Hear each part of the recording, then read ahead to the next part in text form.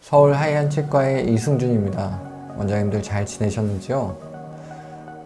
이제 벌써 6월입니다. 백신 접종을 맞으셨던 분들은 6월부터는 뭐 야외에서 마스크를 벗을 수 있다라는 그런 희망적인 얘기도 나오고 있고, 9월, 10월 돼서 백신이 순조롭게 많이 사람들이 맞게 되면 뭐 실내에서도 마스크를 벗을 수도 있다라는 더 희망적인 얘기까지 들리고 있습니다.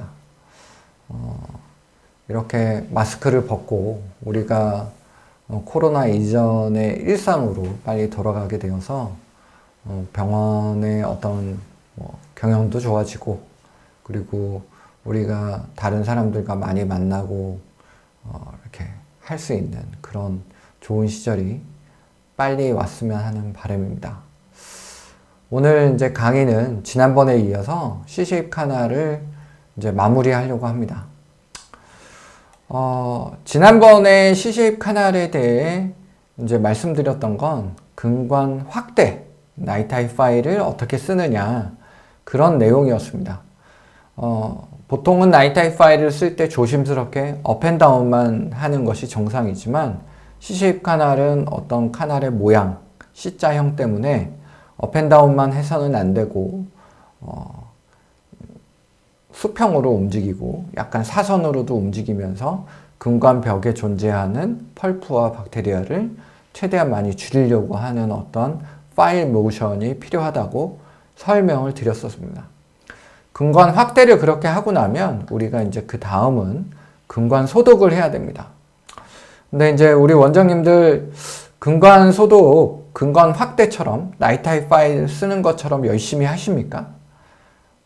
우리 근관 확대, 나이타이 파일 쓰는 것들은 집중하고 어떻게 쓸까 고민하고 또 쓰면서도 조심스럽게 쓰고 하는 그런 것들이 있지만, 근관 소독은 그렇게 열심히 안 할 거라고 생각합니다. 저 역시 과거에 그랬습니다. 제가 처음에 수련하고 그럴 때 그냥 NaOCl만 쓰면 됐지, 뭘 열심히 하는 게 있어? 라고 그렇게 대수롭지 않게 여겼던 게 사실입니다. 그러면 근관 소독에 대해서 우리가 어떻게 더 잘할 것인가, 그런 고민은 한 번이라도 해보셨나요?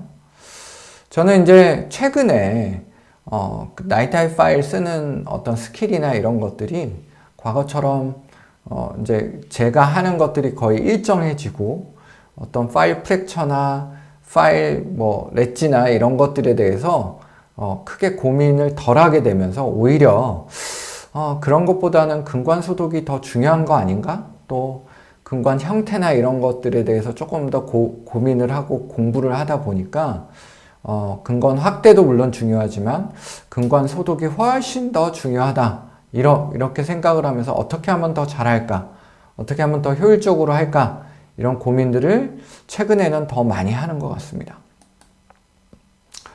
그러면 근관 소독이 왜 필요하냐? 그냥 나이타이 파일 쓰면 거기에 막 펄프 묻어 나오고 여러 가지 데브리들이 묻어 나오는데 굳이 NaOCl까지 쓸 필요 있어? 그냥 살라인만 써도 되는 거 아니야? 그리고 지금 나이타이 파일들이 더 좋아지고 더 쓰기 좋아졌는데 근관 소독 그렇게 열심히 할 필요 있어? 이런 생각들을 하실 수 있습니다. 그리고 종종 그런 의견을 피력하시는 분들을 만나기도 합니다, 제가. 그런데 이제 나이타이 파일이 그렇게 좋고 대단하긴 하지만 실제로 나이타이 파일이 가지고 있는 어떤 한계 때문에 우리가 알고 있는 그 근관벽, 그게 이제 잘 가서 펄프도 많이 제거하고 뭔가 하는 것 같지만 기계적으로 터치가 되지 않는 근관벽이 무려 35%나 된다는 거죠. 심지어 근관 형태에 따라서는 60%까지 나이타이 파일이 터치를 못한다. 그러니까 특히 오늘 얘기하는 C-쉐입은 이렇게 높은 수준의 터치가 안 되는 근관벽이 존재할 수 있는 겁니다. 그렇기 때문에 근관 소독을 해야 된다는 거죠. 결국 이렇게 터치가 안 되면 나이타이 파일이든 핸드 파일이든 근관벽을 터치를 못하면 박테리아나 치수 제거가 부족해지고 한계가 있어서 결국에는 근관 치료 실패 가능성이 높아지는 겁니다. 그래서 이 기계적인 제거의 한계 때문에 근관 소독이 꼭 필요하다는 거죠. 특히 NaOCl을 써서 해야 된다는 겁니다. 나이타이 파일의 한계를 보여주는 사진입니다. 이렇게 정면에서, 그러니까 우리가 하악 소구치를 볼 때 이렇게 정면에서 보면 마치 나이타이 파일이 근관을 꽉 채운 것처럼 보이지만 이렇게 협설로 한 섹션 속에서 보면 근관 입구의 모양의 한계 때문에 나이타이 파일이 들어가게 되고, 그리고 파일이 금속이기 때문에 직선적인 성격을 띠죠. 그래서 그나마 파일을 움직이면서 왔다 갔다 하면 요 윗부분은 그래도 펄프를 제거할 수 있지만 이 중간 부분에 있는 요 에어리어는 나이타이 파일이 한 번도 터치를 못할 수 있는 겁니다. 그러면 이 부분은 기계적으로는 절대 제거할 수 없는 거죠. 그렇기 때문에 화학적인 제거가 필요하고, 그래서 근관 소독이 필요하다는 겁니다. 오늘 얘기하는 C쉐입도 마찬가지죠. C쉐입 카날도 이렇게 형태가 되어 있으니까 우리가 나이타이 파일을 쓸 때 근관 입구가 여러 개이고 이 모든 C쉐입의 근관벽을 촘촘히 우리가 확대를 할 수 있으면 좋겠지만 그렇게 촘촘히 못할 수 있기 때문에 우리가 근관 소독을 조금 더 신경 써야 된다는 거죠. 기본적으로는 우리가 이 두 근관을 가지고 근관 확대를 하지만 제가 이렇게 근관 입구를 여러 개를 찾으려고 노력을 하고, 또 나이타이 파일을 쓸 때 이 주변을 계속 왔다 갔다 하면서 소독을 해야 된다고 근관 확대를 해야 된다고 하는 이유가 이 근관의 형태가 이런 식으로 되어 있기 때문에 이게 완벽하게 청소를 하게 하려면 우리가 여러 군데를 들어가야 된다. 그런데 나이타이 파일이 실제적으로는 그렇게 촘촘하게 들어가서 확대를 하기가 힘들다는 거죠. 근관 소독의 핵심은 NaOCl입니다. NaOCl을 써야 되는 거고, 이렇게 보면 NaOCl을 쓰고 펄프 박테리아를 뭔가 이제 NaOCl이 작용을 할 때 이런 거품들이 우리 눈에 보이게 되죠. 다른 NaOCl 외에 다른 소독제는 그냥 부가적인 도움 역할이기 때문에 그것들을 따로 언급하지는 않겠습니다. 구치부이기 때문에 러버댐을 꼭 써야죠. 러버댐을 써야지 우리가 NaOCl을 충분히 쓸 수 있고, 그리고 환자가 조금 더 잘 버틸 수가 있습니다. 우리가 이제 뭔가 근관 소독을 잘 하려고 할 때 우리가 하는 가장 단순 무식한 방법이 힘을 세게 하고 양을 많이 쓰는 거죠. 근데 실제로 근관 소독은 힘과 양으로 하는 게 아닙니다.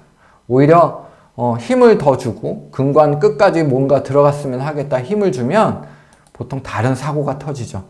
환자 옷에 NaOCl이 튀기도 하고, 펑 터져서 NaOCl이 술자의 눈이나 피부에 닿기도 하고 그렇게 됩니다. 그렇게 되면 짜증나고 화나는 일이 생기죠. 돈도 들고요.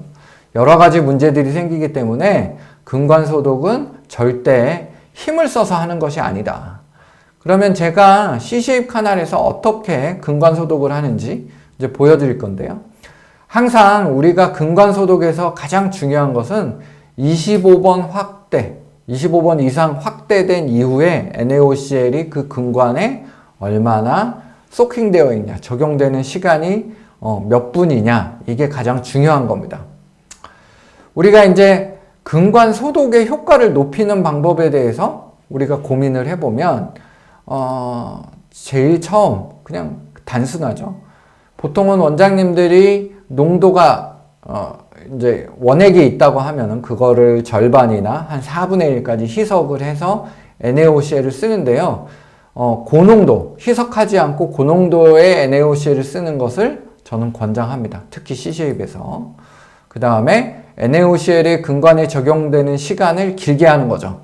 보통은 일반적인 근관에서는 제가 NaOCl 소킹을 5분에서 10분 하는데 C쉐입에서는 그거보다 더 길게 한다는 거죠. 그리고 반응성이 높을 수 있는 기구를 사용한다는 거죠. 울트라소닉이나 소닉이 이제 적용되는 어떤 기구를 사용하면 NaOCl이 훨씬 더 작용을 더 잘하게 되고, 그리고 펄프가 훨씬 더 효과적으로 없어지게 되는 거죠. 그 다음에 따뜻한 물을 받아서, 뜨거운 물을 받아서 컵에 받은 다음에 거기다가 시린지를 담궈서 1분 정도 담궈서 쓰면 시린지 자체 안에 있는 NaOCl이 온도가 높아지면서 훨씬 더 좋은 효과를 나타냅니다. 제가 이제 요 세 가지는 항상 쓰는 거고요. 온도를 높여서 사용하는 건 과거 이 기구를 사용하지 않았을 때는 C쉐입에 사용을 했었는데요. 지금은 기구를 사용하면서부터는 온도 높이는 거는 사용하지 않고 있습니다. 하지 않고 요 세 가지를 지금은 적극적으로 사용하고 있죠.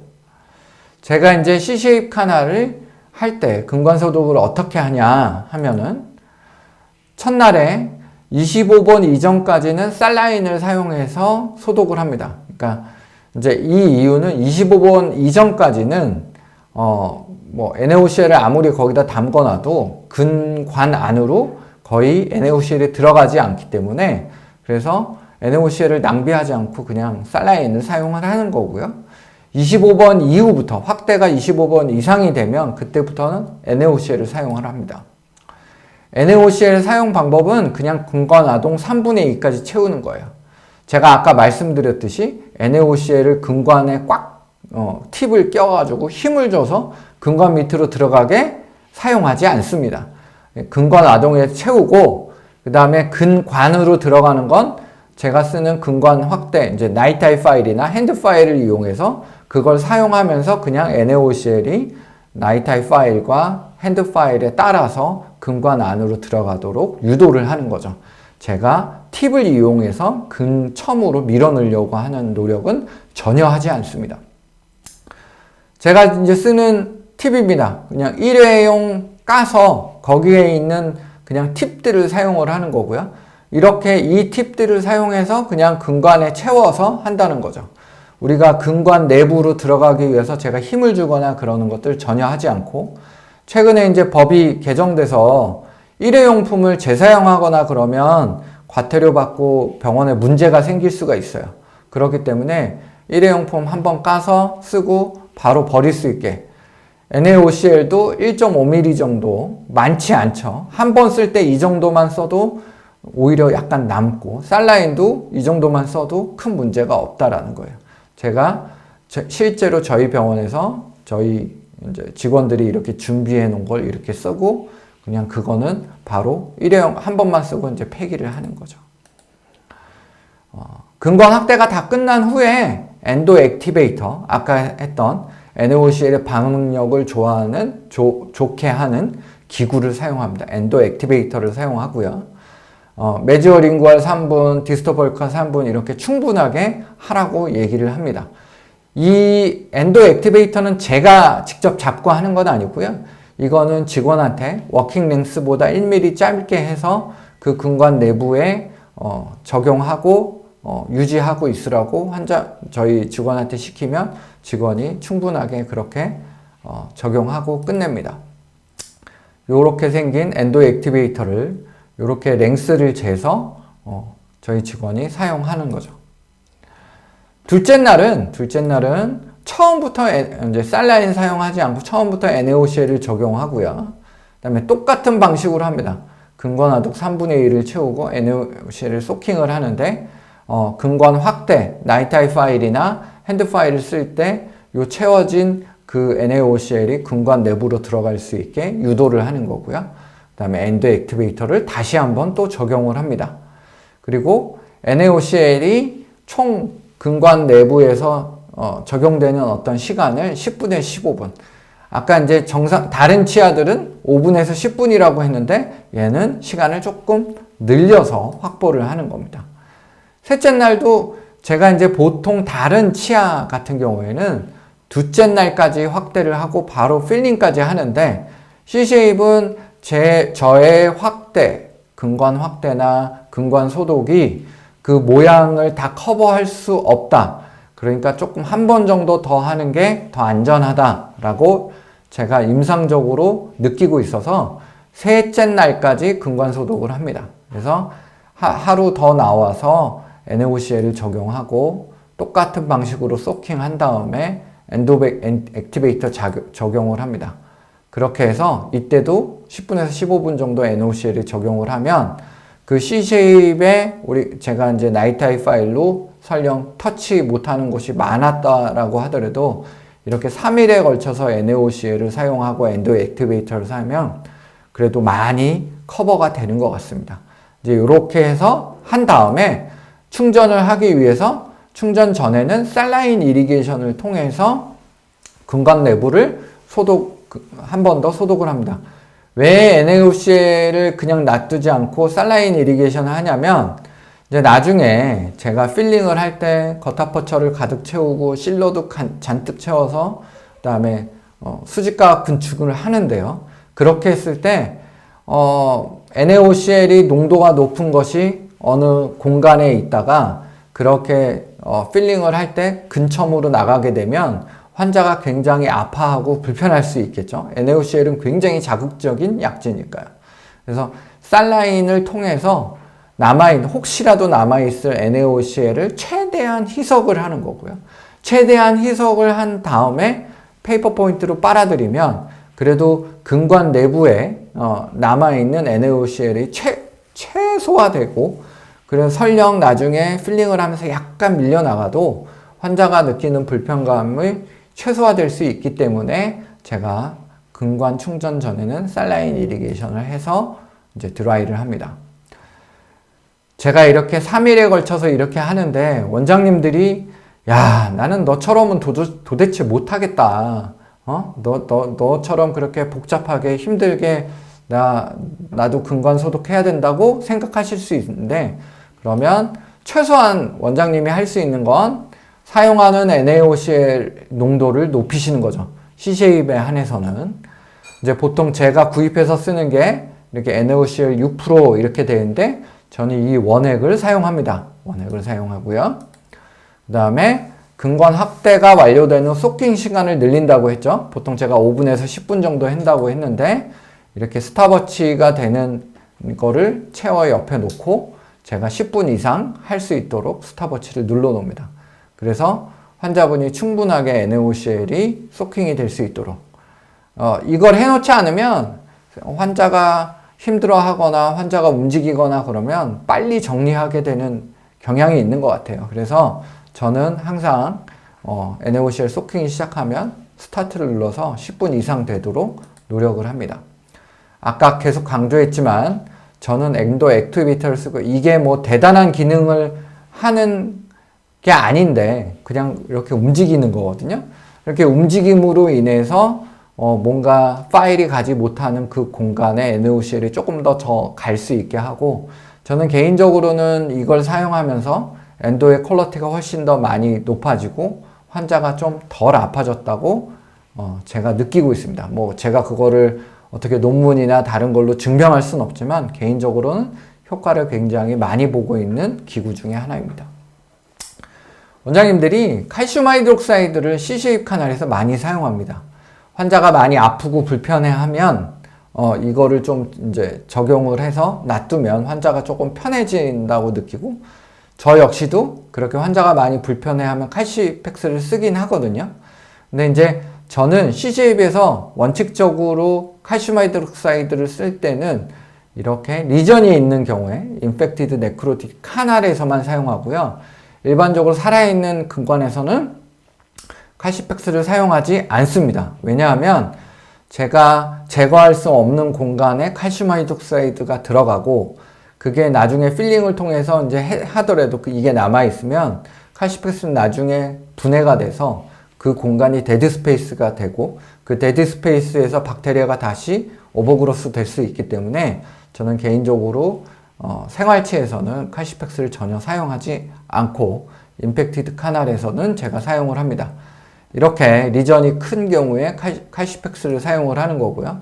이게 초진 사진이었어요. 워낙 리전이 컸기 때문에 이때는 칼시팩스를 사용했고 이렇게 해서 칼시팩스를 사용하는 것이 이제 롱텀하게 보면 2년 후에 봤더니 이제 리전이 다 줄어든 거죠. 생활치일 때는 이걸 사용하는 게 득보다 실이 많다고 생각을 하고요. 실활치, 네크로틱 카날에서는 이 칼시팩스를 쓰는 게 득이 많기 때문에 그때는 칼시팩스를 꼭 사용합니다. 자, 이제 제가 C-쉐입 카날 근관 충전을 하기 위해서 준비하는 모습입니다. 이렇게 메지알에 두 카날이 있고 디스탈과 버칼에 이어서 이렇게 C자가 이렇게 있어요. 메지알에 있는 이 카날에 페이퍼 포인트를 꽂고 확인을 합니다. 실제로 길이가 어떻게 들어가는가, 이 페이퍼 포인트가 들어가서 구겨지는가, 구겨지지 않는가, 이 두 근관이 만나는가, 만나지 않는가, 길이를 봐가면서 확인을 하죠. 그 다음에 디스탈과 버칼에 이어진 이 C-쉐입도 제가 이렇게 페이퍼 포인트를 다 일일이 넣어서 이 형태가 어떻게 이루어졌는지 확인을 하는 거죠. 근관의 형태는 어떻게 예측하냐면 얘를 잡아 빼서 요거의 길이를 확인을 하고 얘가 어디까지 들어갔는지를 보는 거죠. 그렇게 해서 이 치아는 여기는 약간 오버된 것 같고 실제로는 근관은 급격히 모이는 근관은 아니고 내부의 공간이 좀 꽤 넓은 어떤 C-쉐입 공간이 존재하는구나. 그렇게 예측을 하고 이거를 충전할 때 반영을 해서 겉탑버처를 이런 모양으로 넣는 게 좋겠다라고 제가 가늠을 하고 충전을 진행을 하는 거죠. 그렇게 해서 제가 예상한 대로 이제 겉탑버처를 자르고 그 자른 순서까지도 생각을 하면서 실러를 아주 듬뿍 묻혀서 공간에 넣는 겁니다. 그리고 이렇게 겉탑버처는 가득 채워 놓은 다음에 수직 가압법을 하면 이렇게 굉장히 훌륭한 충전의 결과를 볼 수 있는 거죠. 그러니까 GP콘을 근관에 모두 적용한 상태에서 충전을 한다. 그리고 이때 적용할 때도 데드 스페이스가 최소화될 수 있는 것들을 잘 계획을 해서 데드 스페이스가 최소화될 수 있게, 그리고 실러는 어마무시하게 충분히 그렇게 채워서 데드 스페이스를 최소화한 다음에 수직가압 근충을 진행을 합니다. 아까와 같은 거는 이제 원장님들이 야, 네가 케이스 만들기 위해서 정말 잘 된 거 보여준 거 아니냐, 그런 말씀을 많이 했기 때문에 최근에 충전한 거 다시 보여드리겠습니다. 이렇게 C-쉐입이 있고 확대를 했더니 이렇게 됐어요. 여기도 공교롭게도 메지알 쪽에 이렇게 두 개가 있고 디스탈 쪽에 C-쉐입 카날이 이렇게 되어 있는 것 같았습니다. 그래서 이제 이렇게 했더니 ML은 원래 랭스까지 들어가고 MB는 좀 짧게 들어가는 걸 확인했고요. 디스탈 쪽은 이렇게 세 개의 페이퍼 포인트가 들어가고 이렇게 봤더니 이 C-쉐입의 가장 매지알 쪽에 하나 집어넣고 그 다음에 가장 디스탈 쪽에 집어넣은 다음에 가운데 걸 넣었더니 가운데가 좀 짧아 보였습니다. 그래서 잡아서 빼봤더니 요 매지알과 디스탈에 있는 것들은 거의 끝까지 들어가고 가운데 있는 공간은 좁아서 이게 찌그러지는 어떤 형태를 보게 됐죠. 이걸 보고 겉터퍼처를 어떻게 껴야 되겠다 상상을 하는 거죠. 그래서 보시면 매지알과 디스탈에 끼고 가운데에 하나를 더 껴서 실러는 굉장히 충분하게 해서 껴고 매지알도 두 개를 껴서 이렇게 근관 안에 전부 다 겉터퍼처를 해 놓은 다음에 수직가압을 해서 이런 충전의 결과가 나오는 겁니다. 그러니까 제가 특별하게 잘 된 것만 보이는 게 아니라 저는 항상 이런 방식으로 충전을 해서 예측할 수 있는 충전의 결과를 얻어내는 거죠. 그런데 우리가 이제 충전을 하다 보면 저 역시도 이렇게 보이드가 많이 생기는 결과를 얻을 때가 있어요. 이건 이제 어떤 원장님이 굉장히 열심히 근관 치료를 했는데 왜 이렇게 보이드가 생길까요? 하고 저한테 이제 이메일을 보냈던 케이스고요.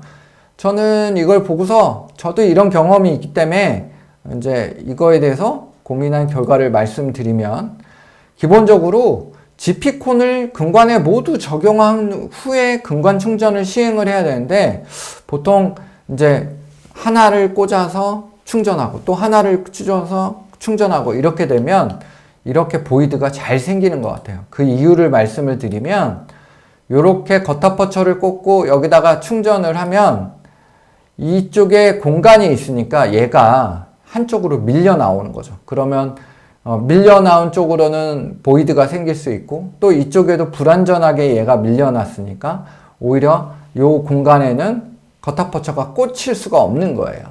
그래서 전부 제가 아까 강조했듯이 전부 다 겉아퍼처를 꽂고 충전을 해야지 더 좋은 겁니다. 이렇게 겉아퍼처를 꽂을 수 있으면 최대한 꽂아놓고 나머지의 이런 데드 스페이스에는 실러가 이제 아까 제가 충분하게 해야 된다고 그랬죠. 그렇게 실러를 아주 충분하게 해서 여기를 채워놓고 그 다음에 수직값 근충을 하면 보이드가 최소화될 수 있는 거죠. 저는 그런 방식으로 보이드를 최소화하고 그렇게 했더니 어떻게 충전 결과도 좋고 환자도 덜 불편해하는 거죠. 원장님도 충전을 할 때 하나 따로 하면 오히려 좋다고 느끼실 수도 있지만 CC웨이브는 그런 방법이 좋지 않은 것 같고요. 오히려 보이드가 많이 생긴다는 겁니다. 자, 이거는 CC웨이브 치아는 아니었는데 7번 치아입니다. 하악 7번 치아인데 어떤 환자분이 다른 병원에서 13번을 치료받았는데 계속 아프다고 하면서 저희 병원에 오셨어요. 제가 이 사진을 보고 저도 과거에 이렇게 짧게 되었던 경우가 있기 때문에 13번을 했는데 이렇게 짧아진 거예요. 그런데 왜 짧아졌을까를 생각해 보면 제가 수련받았을 때 CC웨이브를 치료를 하고 그렇게 했을 때 저도 이렇게 짧아졌던 경험이 있기 때문에 아마 이 원장님이 이러지 않았을까라는 이제 추측이 되는 거죠. 이 환자는 13번을 치료받았다고 저한테 표현을 할 정도로 굉장히 예민하고 자기가 그런 것들을 표현을 굉장히 잘하는 사람이에요. 통증에 대해서도 굉장히 다양한 표현을 저한테 했습니다.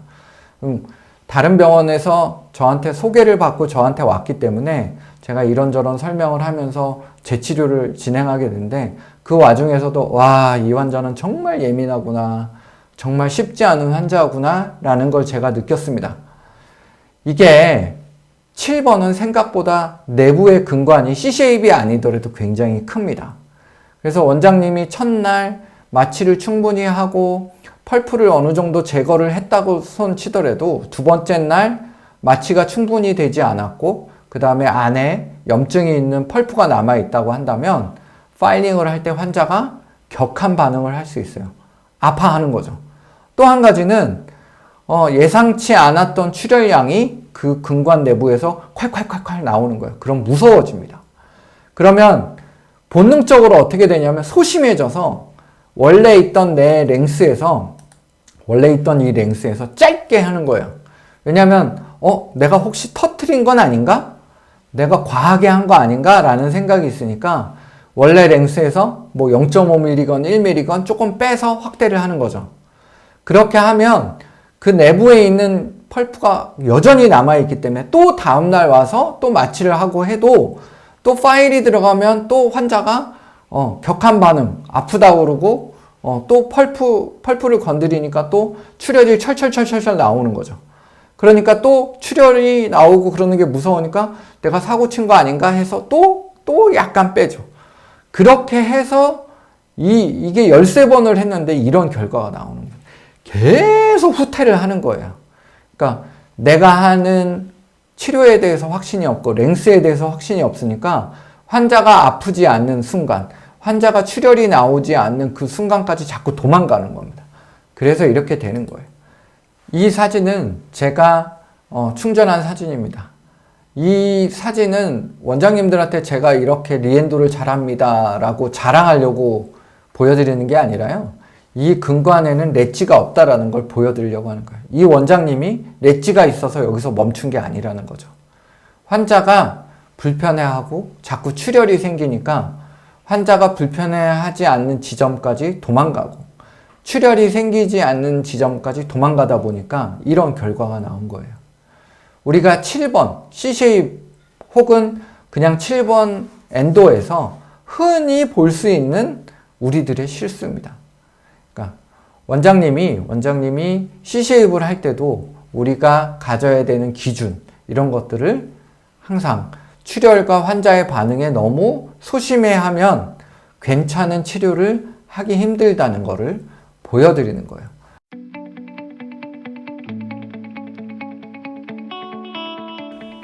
제가 오늘 드리는 어떤 강의는 여기까지입니다.